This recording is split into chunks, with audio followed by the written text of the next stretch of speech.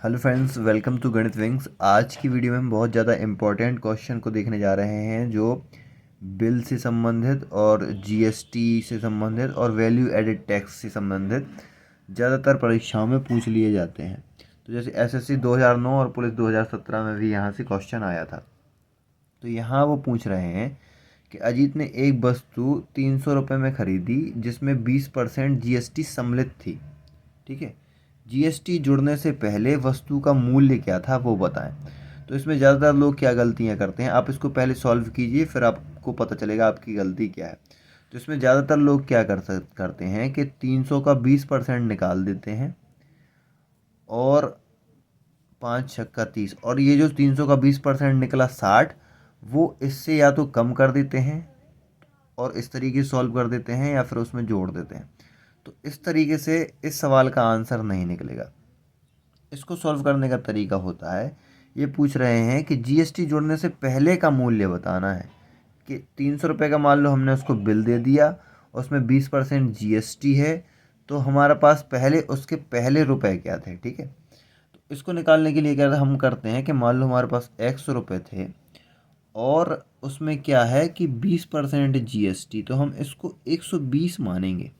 ठीक है, मान लीजिए कोई 100 रुपये की वस्तु है तो वो जीएसटी लगने के बाद 120 हो रही है। ठीक है, तो और हमें बिल उसको सामने वाले को हमने दिया है 300 रुपये। तो अगर हम इसका पक्षांतर कर दें 100 का, तो ये यहाँ गुणा में चला जाएगा, 300 गुणे 100 और बटे 120 आ जाएगा। ठीक है, जब हम इसको सॉल्व करेंगे तो ये इस तरीके से कट जाएगा, 2 छक्का 12, 2 पंचे 10 और 6 पंचे 30, पचम 25, यानी कि 250 रुपये।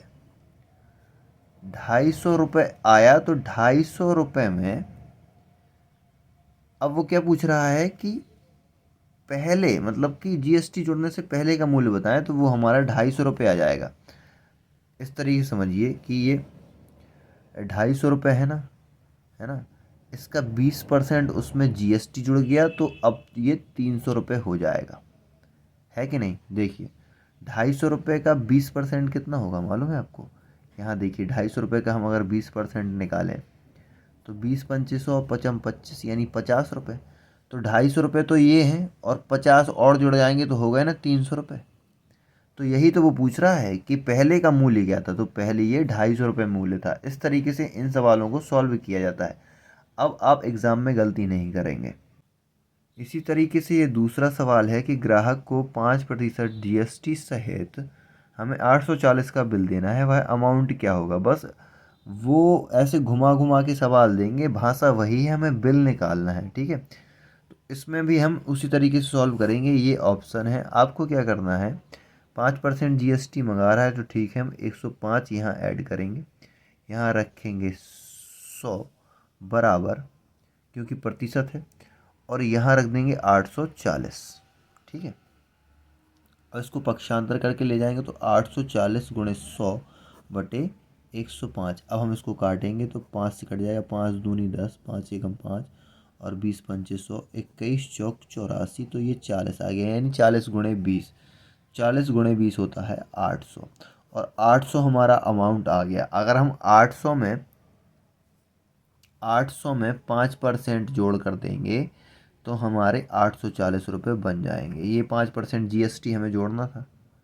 जीएसटी देखो, तो 5% आता है 20, है ना, और ये ज़ीरो से ये ज़ीरो कट गया और यहाँ पे आ जाएगा 40। ठीक है, तो 800 में 5% जुड़ेगा, यानी 800 प्लस 40, 800 प्लस 40, 840 रुपये हो गए ना। तो वो अमाउंट हमारा 800 कहला जाएगा, और ऑप्शन नंबर डी हमारा राइट आंसर होगा। ये सवाल को हम थोड़ी सा गौर से देखते हैं कि सलीम ने एक वस्तु 300 में खरीदी, उस वस्तु पर उसे 20% की छूट दी गई थी। छूट से पहले वस्तु का अंकित मूल्य क्या था। सवाल वही है, बस यहाँ उसको अंकित मूल्य के नाम से दे दिया गया, यानी छूट से पहले उसकी रेट क्या थी, हम उसकी रेट पता करके बताएंगे। तो सवाल तो वही है, बस थोड़ी सा आपको लैंग्वेज पर ध्यान देना है।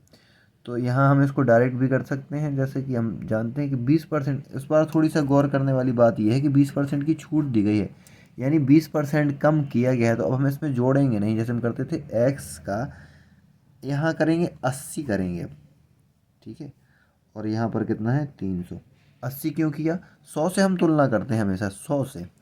100 से ज़्यादा होता है, मान लीजिए 20 ज़्यादा होता है तो हम 120 कर देते हैं। 100 से 20 कम है तो हम इसको 80 कर देंगे।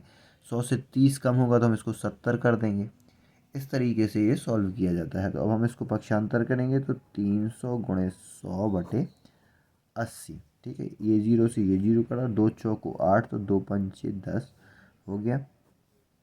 और यहाँ 4 सत्ते 28, 28 और 2 बचा तो 4 पंचे 20 और 25 25 का 5 आ गया। इन दोनों का गुणा होगा, 5 सत्ते 35 और 36 37, यानी 375 रुपये हमारा अमाउंट निकल आया। अब इस अगर हम 375 में 20% की छूट दें तो उसको 300 की ही वस्तु मिलेगी। आइए हम आपको दिखाते हैं यहाँ कि अगर हम उसको 375 में इसका 20% की उसको छूट देते हैं तो उसको वस्तु 300 में ही मिलेगी। देखिए 20 पंचे 100 होता है, 5 से काटेंगे तो 5 सत्ते 35, 5 सत्ते 35, 2 बचेगा 55 25, तो 375 में 75 माइनस कर देंगे ना हम, तो कितने की वस्तु मिलेगी? 300 की ही मिलेगी ना।